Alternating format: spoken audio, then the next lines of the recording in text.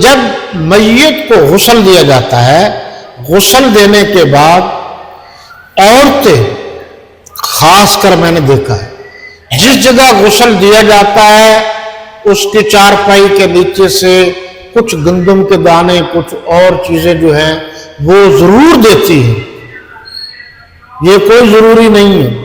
اسی طرح وہاں چراغ ضرور جلاتے ہیں کہ جہاں اس کو جناب والا غسل دیا ہے، یہ بھی ضروری نہیں ہے۔ پھر کچھ آدمی اور کچھ عورتیں میں نے عجیب دیکھا ہے، جنازے کی ادائیگی سے بھی پہلے خاص کر اب عورتیں بھی شروع ہو گئی، وہ زور زور سے نعتیں پڑھنا شروع کر دیتی ہیں، اور باقی عورتیں ترس کھا کر میت کے سر کی طرف پیسے رکھتے ہیں، آخر میں وہ پیسے اٹھا کر چلتے بنتے۔ پھر یہ جنازہ ہوتا ہے جی، پھر یہ بھی دیکھا گیا ہے جنازے کے فوراً بعد، جنازے کی ادائیگی کے فوراً بعد ایک تو قوالی، یہ بھی شروع ہو گیا کام، میں نے بتایا تھا۔ یہ ہے کہ وہاں میت رکھ دیتے ہیں، میت رکھ کر پھر مولوی صاحب یا حافظ صاحب باضابطہ رسمی ختم پڑھتے ہیں، اور وہ ختم پڑھتا رہتا ہے، وہ دوسرے لوگ پیسے ڈالتے رہتے ہیں۔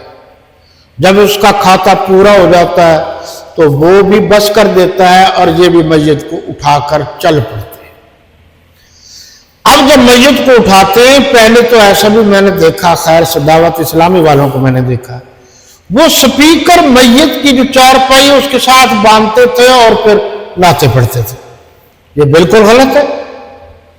اور یہ بھی عام ہے کہ جنازے سے آگے چلتے ہوئے، اب بھی ہے، آگے چلتے ہیں اور زور زور سے نعتیں پڑھتے ہیں، اور باقاعدہ لوگ ان کو پیسے دیتے ہیں۔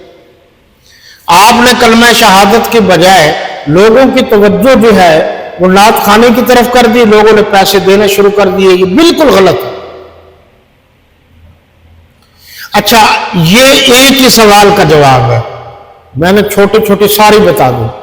ایک اور طریقہ بھی چل پڑا، وہ یہ ہے کہ جب خاص کر کل خوانی ہوتی ہے، رسم کل خوانی، کل خوانی میں کیا کرتے ہیں کہ درمیان میں مولوی صاحب کہتے ہیں اٹھ کھڑے ہو، وہ ساروں کو کھڑا کر دیتا ہے، اور کھڑے ہو کر وہ سلام پڑھتے ہیں، جیسے جمعے کے بعد پڑھتے ہیں یا میلاد شریف کے بعد پڑھتے ہیں۔ سلام ختم ہوتا ہے، پھر وہ بیٹھ جاتے ہیں۔ تو وہ اس لیے کرتے ہیں جی تاکہ پتہ چلے ہمارا کون ہے، بیگانہ کون۔ یہ سب رسمیں ہیں، ان کا اسلام سے، شریعت اسلامیہ سے کوئی تعلق نہیں۔